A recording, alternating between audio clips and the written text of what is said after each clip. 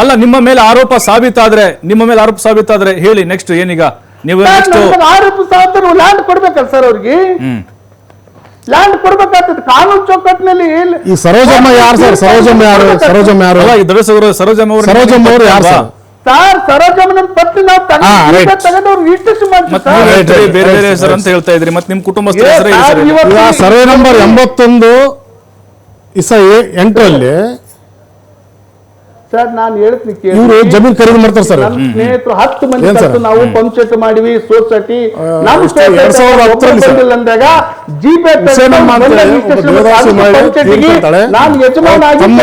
ದೊಡ್ಡರಾಮನ ಅವ್ರ ಹೆಸರು ಮಾಡ್ಕೊಂತಾನೆ ಒಂದ್ ನಿಮಿಷ ಸರ್ ಆಮೇಲೆ ದೊಡ್ಡರಾಮನಂದ ಆದ್ಮೇಲೆ ಸರ್ ಸರೋಜಮ್ಮಗೆ ಮಾರಾಟ ಆಗುತ್ತೆ ಸರ್ 2011ರಲ್ಲಿ ಹೇಳ್ತಿದ್ದ ಸರ್ 20 ವರ್ಷದ ಮೇಲೆ ಆಗಿದೆ ಮಾರಾಟ ಅದೇ ಸರ್ ಒಂದ್ ನಿಮಿಷ ಪರಭಾರ ನಿಷೇಧ ಸಮಯ ಮೀರಿದ ಮೇಲೆ ಆದರೂ ಕೂಡ ಸರ್ಕಾರದ ಪೂರ್ವಾನುಮತಿ ತಗೊಳ್ಳೇಬೇಕು ಸರ್ ಪಿಟಿಷನ್ ಕಾಯ್ದೆ ಪ್ರಕಾರ.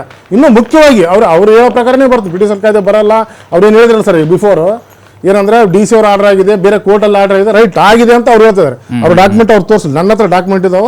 27/2/2013 ಆದಂಥ ಪ್ರಕ್ರಿಯೆ ಅದು. ಯಾರು ಸರೋಜಮ್ಮ ಗಂಡ ಬಸವರಾಜ್ ಯಾರು ಸರ್? ಮಾಜಿ ಶಾಸಕರು ಮಾತಾಡ್ಬೇಕು ದಯವಿಟ್ಟು. ನಾವು ಯಾವುದೇ ರಾಜಕೀಯ ಇಲ್ಲಿ ಮಾತಾಡಕ್ ಬಂದಿಲ್ಲ ಸರ್.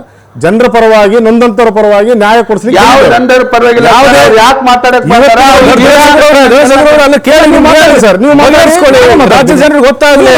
ಈಗ ನಿಮ್ಮ ಅವ್ರೇನು ಸರ್ ಮಾಜಿ ಶಾಸಕರು ಏನ್ ಹೇಳ್ತಾರ, ಕಾನೂನು ಚೌಕಟ್ಟಿಗೆ ನಾವು ಬೆಲೆ ಕೊಡೋಣ ಅಂತ ಉತ್ತರ ಕೊಡಿ. ಅವ್ರ ಮಾತಿ ನಾನು ಬೆಲೆ ಕೊಡೋದು, ಕಾನೂನು ಚೌಕಟ್ಟಿ ಕೊಟ್ಟೆ ಮಾತಾಡೋಣ. ಒಂದು ವಿಚಾರ ಉತ್ತರ ಕೊಟ್ಟರೆ ಇದೊಂದು ಮಾತಾಡ್ರಿ. ಇದು ಇನ್ನೊಂದು ನಾವು ಇಲ್ಲಿ ನಾವು ಪ್ರತಿಷ್ಠೆ ಮಾಡಕ್ ಬಂದಿಲ್ಲ. ಯಾವುದು ಜಡ್ಜ್ ಅಂತೂ ಗೊತ್ತಾಗಲಿ ಜನರಿಗೆ ಅಂತ ಒಂದೇನೋ ಸರ್. ಇವತ್ತಿನವರೆಗೆ ನಮಗೆ ನೊಂದಂತ ದೇವದಾಸಿ ಮಹಿಳೆಯರ ಪರವಾಗಿ ಯಾವುದೇ ರಾಜಕೀಯ ಪಕ್ಷದವ್ರು ಬಂದಿಲ್ಲ ಸರ್.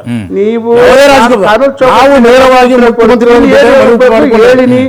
ಜಿಲ್ಲೆಯಲ್ಲಿ ಕೂಡ ಯಾವುದೇ ಬಂದಿಲ್ಲ, ಶಾಸಕರು ಬಂದಿಲ್ಲ, ಯಾವುದೇ ಕೊಪ್ಪಳದಿಂದಲೂ ಬಂದಿಲ್ಲ, ಇನ್ನೊಂದು ಕಡೆ ಯಾಕಂದ್ರೆ ನಮ್ಗೆ ಈ ವಿಷಯದಲ್ಲಿ ಯಾರು ಸಹಕಾರ ಮಾಡಿಲ್ಲ.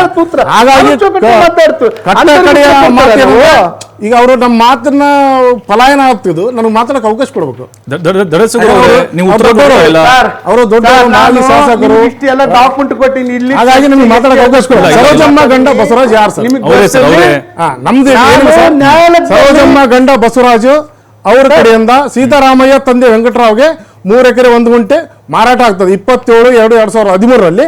ಅದು ಇಲ್ಲಿ ಮುಟೇಶನ್ ಆಗುವಾಗ ಆದೇಶ ಇಲ್ಲಿ ಆಗಿದೆ. ಅದು ಜಮೀನು ಕರ್ನಾಟಕ ಜಮೀನುಗಳ ಪರಭಾಷೆ ನೋಡಿ ಸರ್. ಸಿದ್ದರಾಮಯ್ಯ ನನ್ನ ಪಂಪ್ ಸೆಟ್ ವಾರಸ್ತಾರ ಅಲ್ಲ ಸರ್, ಅಲ್ಲ ಪಂಪ್ ಸೆಟ್ ಹೇಳ್ತಾ ಇದ್ದೀರಿ ಸರ್. ಇಲ್ಲಿ 81 ಸರ್ವೆ ನಂಬರ್ ನೋಡಿ ಸರ್. ಸರೋಜಮ್ಮ ಬಸವರಾಜ್ ಇದಾಗಿದೆ ಸರ್. ಸಿದ್ದರಾಮಯ್ಯ ತಂದೆ ವೆಂಕಟರಾವ್ ಸರ್ ಅವ್ರಿಗಾಗಿರೋದು. ಹೆಸರು ಮಾಡಿಸಿವಿ. ನನ್ನ ಪಂಪ್ ಸೆಟ್ ನಲ್ಲಿ ಸೊಸೈಟಿದಲ್ಲಿ ಪ್ರಾಜೆಕ್ಟ್ ನಲ್ಲಿ ವಾರಸ್ತಾರ. AC DC ಅವ್ರ ಮೇಲೆ ಪ್ರಭಾವ ಬಳಸಿ ತಪ್ಪು ವರದಿ ಸಲ್ಲಿಕೆ ಆಗ್ತದೆ. ರಾಜಕೀಯ ನಾವು ಮಾಡ್ತಾ ಇಲ್ಲ ಸರ್, ಅವರು ಮಾಡ್ತಿದ್ದಾರೆ. ನೊಂದವರಿಗೆ ಅವ್ರ ಅಳಲನ್ನ ತಿಳ್ಕೊಳ್ಳಾರ್ದೆ ಅವರಿಗೆ ದಿನನಿತ್ಯ ದೌರ್ಜನ್ಯ ಅವ್ರು ಮಾಡ್ತಿದ್ದಾರೆ, ನಾವಲ್ಲ. ನಮ್ಗೆ ಯಾವುದೇ ರಾಜಕೀಯ ಬೇಕಾಗಿಲ್ಲ, ಇನ್ನೊಂದು ಬೇಕಾಗಿಲ್ಲ. ಮಾಡಕ್ಕೆ ನಮಗೆ 108 ಕೆಲಸಗಳಿದಾವೆ. ಬಟ್ ಏನಂದ್ರೆ ಅವ್ರು ಹೇಳೋ ಪ್ರಕಾರ ಅವೆಲ್ಲ ಜಡ್ಜ್ಮೆಂಟ್ ಆಗ್ಯಾವ ಅಂತಾರಲ್ಲ, ಎಲ್ಲ ಅಲ್ಲಿದ್ದ ಇಲ್ಲಿವರೆಗೂ ಕೆಳಹಂತದ ನ್ಯಾಯಾಲಯಗಳಿಂದ ಮಾನ್ಯ ಸುಪ್ರೀಂ ನ್ಯಾಯಾಲಯದವರೆಗೂ ಕೂಡ ಈ ಪಿಟಿಷನ್ ಕಾಯ್ದೆ ಪ್ರಕಾರ ಹಲವಾರು ಪ್ರಕರಣಗಳಲ್ಲಿ ಬೇರೆ ಬೇರೆ ಆದೇಶಗಳು ಆದರೂ ಕೂಡ ಈ ಕಾಯ್ದೆಯ ಉದ್ದೇಶ ಏನು?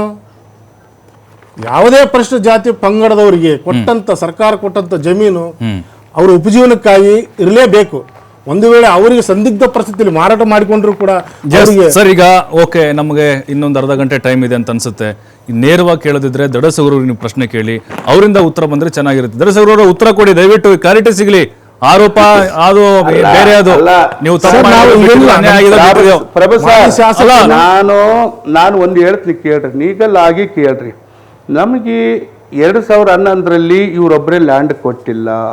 ಇಡೀ 400-500 ಎಕರೆ ಆಸ್ತಿ ನಾವು ಪಂಪ್ಸೆಟ್ಲೆ ತುಂಗಭದ್ರದಿಂದ ಹನುಮಯತ ನೀರಾವರಿ, ಹಲಂಬಾಸಿಯತ ನೀರಾವರಿ ಅಂತ ಪ್ರಾಜೆಕ್ಟ್ ತಂದಾಗ 2011ರಲ್ಲಿ ಇವತ್ತಿಗೆ ಎಷ್ಟು ವರ್ಷ ಆಯ್ತು? 13-14 ವರ್ಷ ಆಯ್ತು ರಿಜಿಸ್ಟ್ರೇಷನ್ ಮಾಡಿ. ಈ ಲ್ಯಾಂಡ್ ಕೂಡ ಮಾಡಿಕೊಂಡು ತಿಂದು ಈ 6 ತಿಂಗಳಾಗಿ ಇವೆಲ್ಲ ಪಿತೂರು ನಡೆಯಕಚ್ಚ ಸರ್. ಇದು ನಿಮ್ಗೆ ಅರ್ಥ ಆಗಲು ಪ್ರಭು ಸಾಬ್ರೆ?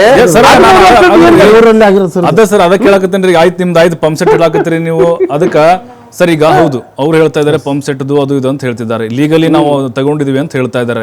ಅಂದ್ರೆ ಈಗ 3 ಎಕರೆ ಪರಬಾರೆ ಅಂತ ನೀವು ಹೇಳ್ತಾ ಅಂದ್ರೆ 3 ಎಕರೆ ಹೆಂಗೆ ಸರ್ ಇದು ಕಂಪ್ಲೀಟ್ ಆಗಿ ಅವರೇ ಪರಬಾರೆ ಮಾಡ್ಕೊಂಡಿದ್ದ ಅಥವಾ ಅರ್ಧ ಇಲ್ಲಿ ಒಂದ್ ಎಕರೆ 20 ಗುಂಟೆ ಆತರ ಹೇಳ್ತಾ ಇದ್ದಾರೆ? ಸರ್ ಅವ್ರಿಗೆ ಮನಸೋಚ್ಚೆ ಹೇಳಿದ್ದು ಅಧಿಕೃತ ಆಗಲ್ಲ ಸರ್. ಬರ್ತೇನೆ ಹಂಗೆ ರೀ. ಬಟ್ ಕಾನೂನು ಬಾಹಿರವಾಗಿ ಎಲ್ಲ ಪ್ರಕ್ರಿಯೆಗಳನ್ನು ಅವ್ರು ನಡೆಸ್ಯಾರ, ಕಾನೂನು ಹೋರಾಟಗಳು ನಡೀತೇವೆ. ಈಗ ಅವರು ಹೇಳೋ ಪ್ರಕಾರನೇ 2013ರಲ್ಲಿ ಮಾನ್ಯ ತಹಸೀಲ್ದಾರ್ ಅವರು ಮಿಟಿಷನ್ ಅಲ್ಲಿ ಸ್ಪಷ್ಟವಾಗಿ ಹೇಳಿದ್ರು. ಇದು ಸರೋಜಮ್ಮ ಗಂಡ ಬಸವರಾಜ್ ಅವರೇ ಸೀತಾರಾಮಯ್ಯ ಹೊಲ ಮಾಡ್ತಾರೆ, ಅದು ಏನಪ್ಪ ಅಂದ್ರೆ PTCL ಕಾಯ್ದೆ ವ್ಯಾಪ್ತಿ ಒಳಪಡುತ್ತೆ ಅಂತೇಳಿ ಸ್ಪಷ್ಟವಾಗಿ ದಾಖಲಾತಿಗಳಲ್ಲೇ ಇದೆ. ಈಗ ನಾವು ಮಾತಾಡೋದು ಅವ್ರು ಮಾತಾಡೋದು ಹೆಚ್ಚು ಕಡಿಮೆ ಆಗ್ಬೋದು. ದಾಖಲಾತಿ ಹೇಳುತ್ತಲ್ಲ ಸರ್, 2013ರಲ್ಲಿ ಆದಂತ ಸೇಲ್ ಡೀಡು ಅನಧಿಕೃತ PTCL ಕಾಯ್ದೆ ಬರ್ತಿದ್ವಿ. ಈ ವಹಿವಾಟು, ಈ ಜಮೀನು ಖರೀದಾಗಿರೋದು ಸ್ಪಷ್ಟವಾಗೈತಿ. ಈ ವಹಿವಾಟಿನಲ್ಲಿ ಒಳಗೊಂಡಿರುವ ಜಮೀನು ಕರ್ನಾಟಕ ಕೆಲವು ನಿರ್ದಿಷ್ಟ ಜಮೀನುಗಳ ಪರಭಾರೆ ನಿಷೇಧ ಕಾಯ್ದೆ 1978ರ ವ್ಯಾಪ್ತಿಗೆ ಒಳಪಡುತ್ತದೆ. ಮತ್ತೆ ಇದರ ಅರ್ಥ ಏನಂದ್ರೆ ಸರ್, ಇದಕ್ಕೂ ಮೀರಿ ದೇವದಾಸಿ ಮಹಿಳೆಯರ ಮೇಲೆ ದಬ್ಬಾಳಿಕೆ ದೌರ್ಜನ್ಯ ಆಗಿದೆ. ಅವರು ತಮ್ಮ ಫಲಾನುವಾದವನ್ನು ಮುಂದಿಟ್ಕೊಂಡು ಇಲ್ಲೇ ರಾಜಕೀಯ ಇದೆ ಅದು ಇದೆ ಅಂತ, ನಾನು ಯಾವ ಪಾರ್ಟಿಲಿ ಇದ್ದೀನಿ, ಏನು ಕೆಲಸ ಮಾಡ್ತೀನಿ, ಏನು ಡಿಸಿಗ್ನೇಷನ್ ಐತೆ ನಂದು, ನಾನೊಬ್ಬ ಅಡ್ವೊಕೇಟು, ಸಾಮಾಜಿಕ ಕಾರ್ಯಕರ್ತ ಕೆಲಸ ಮಾಡ್ತೀನಿ. ಅದೇ ಬಿಟ್ಟು ಕಾನೂನು ಕಾಯ್ದೆ ಪ್ರಕಾರ ಇದ್ದದ್ದಕ್ಕಂತ ಬೆಲೆ ಕೊಡ, ಇದನ್ನು ದೌರ್ಜನ್ಯ ನಡೆದಿದ್ದಿಲ್ಲ. ಎಸ್, ಖಂಡಿತ ಅವ್ರ ಉತ್ತರ ತಗೊಳ್ಳೋಣ ಸರ್.